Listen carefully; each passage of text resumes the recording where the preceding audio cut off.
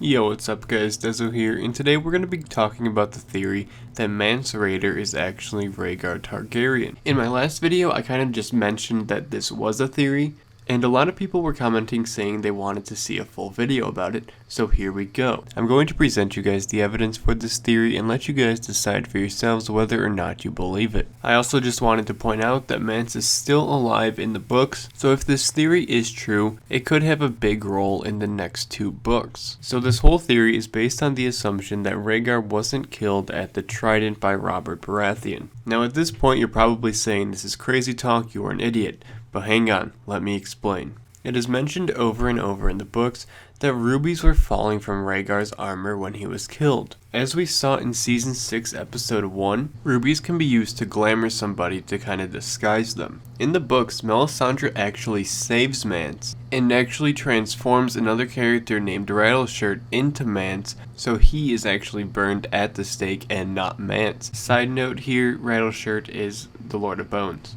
Melisandre did this behind Stannis' back, and her motive for this is kind of unclear, but it did happen and rubies were involved.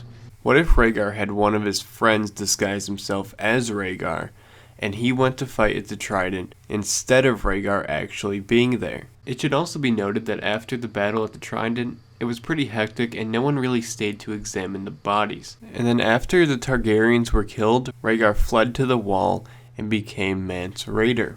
I also wanted to point out that sometimes when the rubies are talked about at the Trident, they say they were glowing. Melisandre's ruby glows when she's doing magic as well. So right now it's not looking as far-fetched as it did before you started hearing this probably. So let's dig a little deeper. How does this line up with Mance's history? Mance's whole family was apparently killed, and then Mance was taken to the Watch. It is said that on the way to the Watch, Mance got wounded, and a woman used red fabric when she was healing Mance. When Mance is king beyond the wall, he wears a red and black cloak. Not in the show, but in the books. Red and black are the colors of House Targaryen. The whole story about how Mance was wounded could have been made up just to throw people off on why he was wearing House Targaryen colors on his way to the wall. The red cloak is actually really important to him as well, and it would make sense that the colors of House Targaryen are important to Rhaegar. Another piece of evidence for this theory is that music is often mentioned when talking about Rhaegar in the books and the show. I was thinking about all the times your brother made me go with him down from the Red Keep into the streets of King's Landing. Why? He liked to walk among the people. He liked to sing to them. He sang to them? Yes. Rhaegar would pick a spot on the Hook or the Street of Seeds, and then he'd sing, just like all the other minstrels. And what did you do? I made sure no one killed him. And I collected the money. Well, he'd like to see how much he could make. He was good. He was very good. Viserys never told you. He told me Rhaegar was good at killing people. Rhaegar never liked killing. He loved singing. So just to backtrack a little bit here, Barristan says Rhaegar didn't like killing. This would give us another idea of why Rhaegar wouldn't want to be at the Trident. So back to the singing. Music is often mentioned with Mance in the books as well. Mance is constantly playing the song Dornishman's Wife. Rhaegar's wife, Elia Martell, was Dornish. Looking back on Mance's supposed past, he apparently never left the north, yet he knows a lot of southern songs. In A Dance with Dragons, when Mance is at Winterfell, he changes the words to stealing the Northman's daughter. This could be a big hint towards Lyanna. It was said that Rhaegar kidnapped Lyanna. We now pretty much know this wasn't true, but it'd be a funny twist for Mance to be saying this if he was Rhaegar.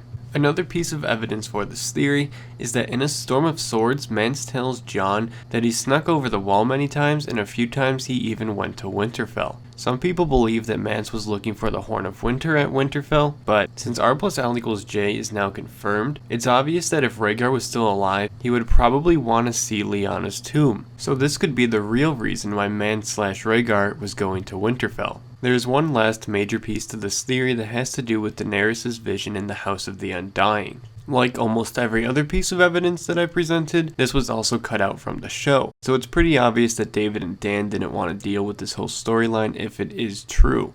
So while Dany was in the House of the Undying, she sees a silver-haired man. At first, she thinks this is Viserys until she sees the dark indigo eyes. She sees him name his son Aegon, call it the prince that was promised, and then he plays his harp. So again, when Rhaegar is brought up in the books, it mentions music, and that goes back to the whole music thing with Mance. But after her vision, she sees something that could indicate that Rhaegar is still alive. Into a chamber awash of gloom. A long stone table filled this room. Above it floated a human heart, swollen and blue with corruption, yet still alive. It beat, a deep ponderous throb of a sound, and each pulse sent out a wash of indigo light. As I just said, Daenerys realized that Rhaegar wasn't Viserys when she saw his dark indigo eyes, so she gets out of this vision and sees a heart that's alive, pulsing out indigo light. This could strongly indicate that Rhaegar is still alive. Melisandre also mentions in the books that Mance's blood has power because Mance is a king. I mentioned in a different video that it's most likely not just any king's blood and it's Targaryen blood that's magic, because that could mean like one person could just be like, hey, I'm a king, and then his blood would be magic. But Mance's blood would be magic if he was Rhaegar. Jon and Mance always had kind of a mutual respect for each other, and wouldn't it be kind of ironic if Jon in the show mercy killed his own father?